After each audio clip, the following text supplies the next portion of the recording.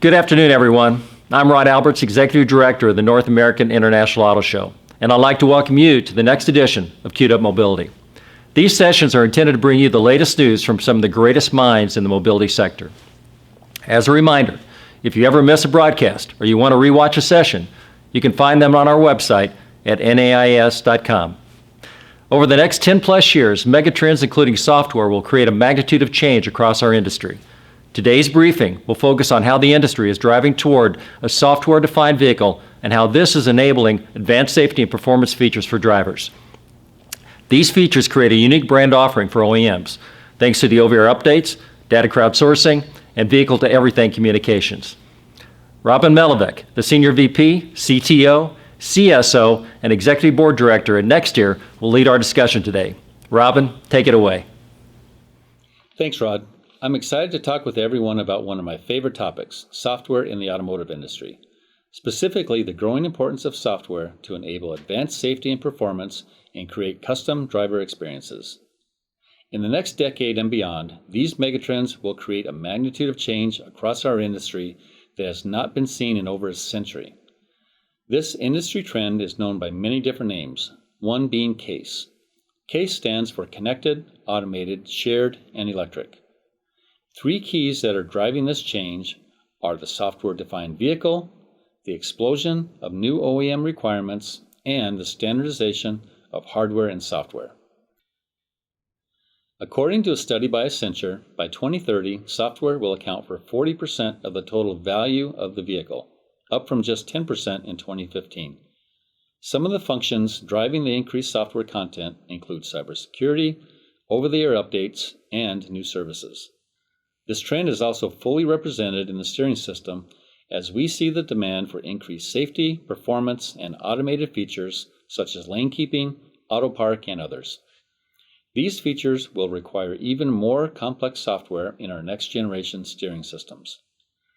A main driver towards this software-defined vehicle is the explosion of OEM requirements for new vehicle programs.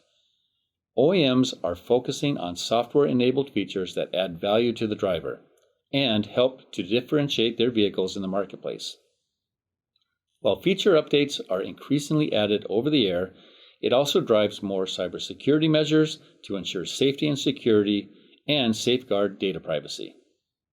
In the past, a company like Nexteer would traditionally be focused on steering feel, but today we're increasingly focused on communication, diagnostics, the operating system as well.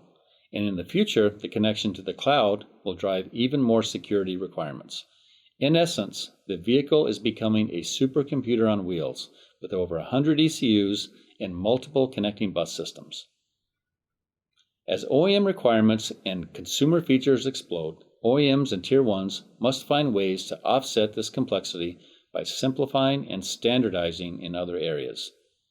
These ever-expanding software requirements are driving an evolution in electrical architectures, which in turn is driving the standardization of hardware and the separation of software.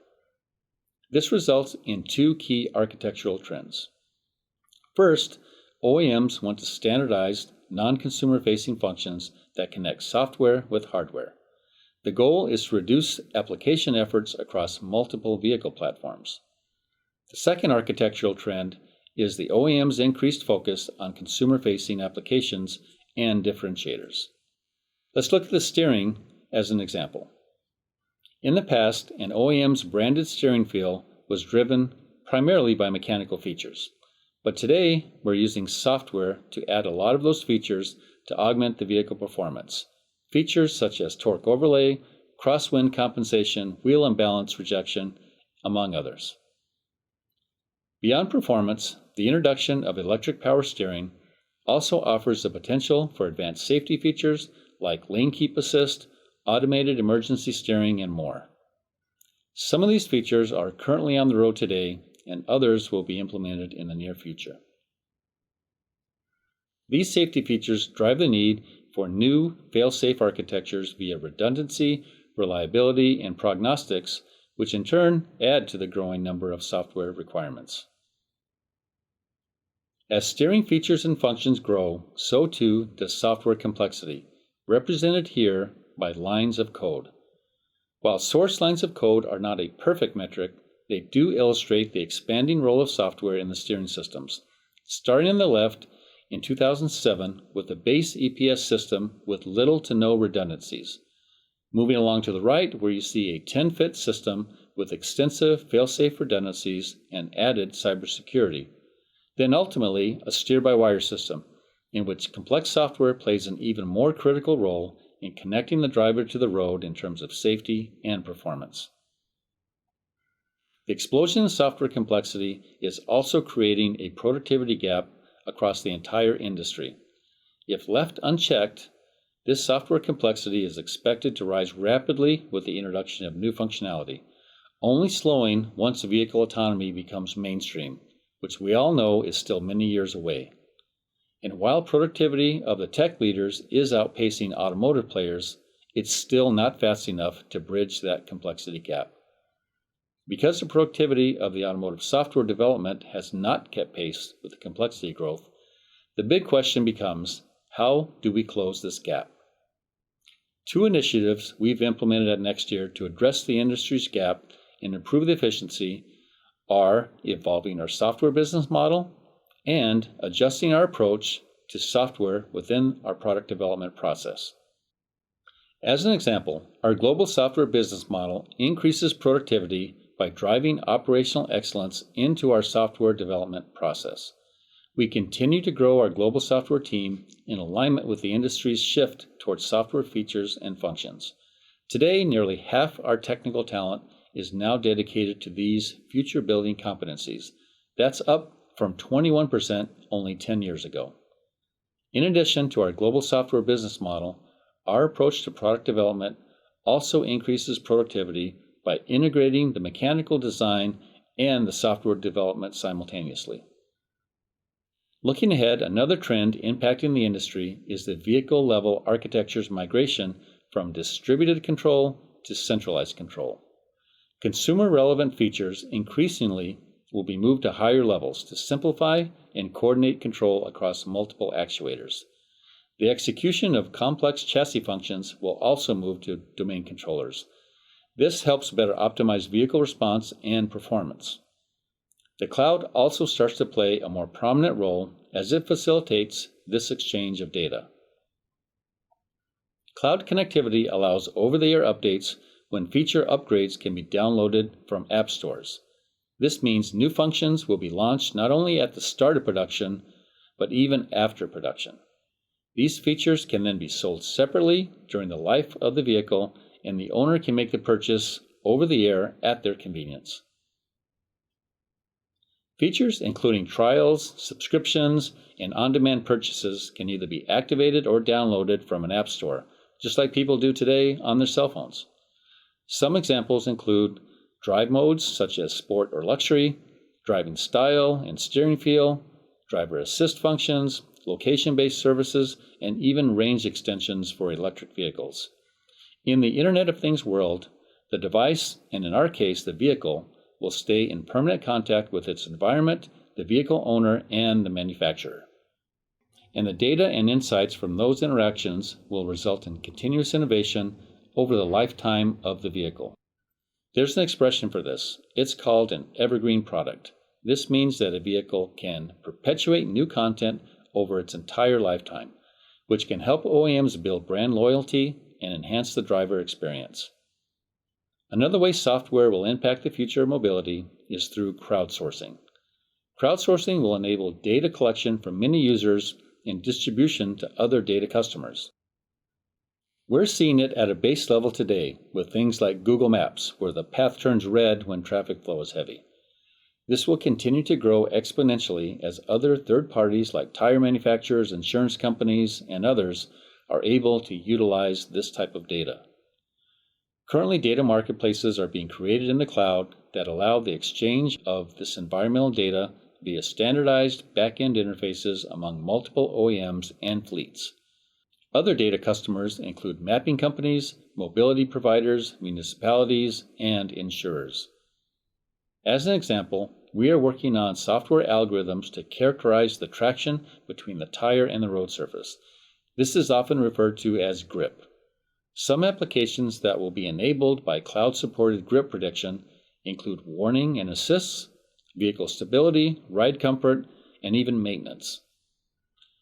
Take the driver warning regarding aquaplaning severity, for instance.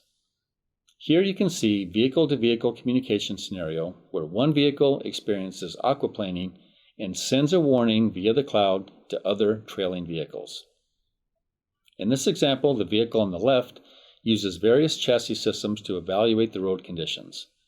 These signals come from the steering system, the brakes, suspension, and other areas. Our software analyzes these chassis signals and interprets the road conditions, in this case, aquaplaning. That information is uploaded to the cloud and then sent to other vehicles, warning them of upcoming dangerous road conditions. This is just one powerful example of real-time safety advancements in motion control. So as you can see, software truly is a key differentiator in the industry. As I mentioned earlier, a main driver towards this software-defined vehicle is the explosion of the OEM's requirements for new vehicle features. The OEMs continue to be focused on features that add efficiencies to their operations and enhance safety and performance for drivers all over the world. This makes it a very exciting time for a technology leader like Nexteer and other suppliers because we get to solve some of the most challenging technical questions of our time. It's extremely rewarding to know that we are impacting safety, performance, and creating custom driver experiences. As we do this, three things we have to keep in mind. We have to be adaptable, we have to address the productivity gap, and embrace the endless opportunities. The automotive industry will face a magnitude of change in the next decade that has not been seen in over a century, and it's up to us and our industry peers to adapt to these changes, especially in terms of software, so that we can lead the way. In addition, growing software complexity is creating a productivity gap, and suppliers need to find ways to continue to close this gap. We can do this by evolving our business model and adjusting our approach to product development. And finally, advanced software is creating endless opportunities for safety and performance features thanks to over-the-air updates, data crowdsourcing, and vehicle-to-everything communications. As these new benefits come to market, OEMs will be challenged to differentiate themselves and to make their brands stand out. Speaking for Nexteer, I can say we are very excited about the software-defined future and the opportunities to partner with our customers to steer the future of mobility. At the same time, we take pride in our technology that enhances the driver experience and advances safety. Thanks for listening. Very good info, Robin. The transformation of our industry has never occurred at a faster rate, and I'm sure that pace will only accelerate as technology becomes further integrated into the manufacturing process.